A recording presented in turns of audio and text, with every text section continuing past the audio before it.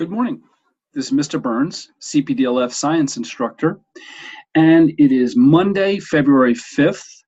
I hope you had a good Groundhog Day and a good weekend. I find it amazing that we spend millions and millions of dollars and all kinds of high technology on trying to forecast the weather, and yet we trust this rodent who's been doing this for centuries to forecast it for us. Unfortunately, he said we'd have 6 more weeks of winter, so I don't like the sound of that, but it is amazing that these rodents do that for us. So I hope you enjoyed it. Last week, we looked at the lesson called calorimetry. That was 111. We did using Gibbs free energy to predict spontaneous reactions. That was 112. We did quiz 2. Chemical change to entropy and Gibbs free energy, 713. We did factors that affect reaction rates, solution concentration, 114. We did an experiment, effect of solution concentration on reaction rate, 115. Now I know some of those in there are a bit of a challenge. Remember, entropy is disorder. Okay, Gibbs free energy is simply a way of measuring the energy that's given off in reactions.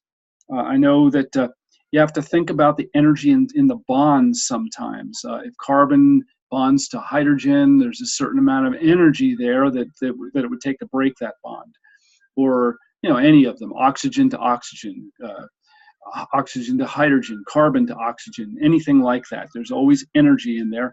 And I know they ask you to add those up. You just have to be careful to add them up right. Remember that an exothermic reaction has a negative energy value, and an endothermic reaction will have a positive energy value. If you have any questions on those things, feel free to contact me. Also remember that we are now on in the evenings for help using a chat application.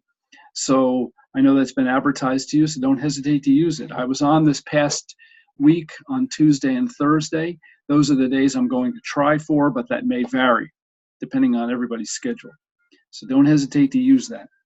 And of course, you can contact us the normal ways too, through email, the normal chat feature that we have on a daily basis, and or messaging within the course. Not a problem. All of those work.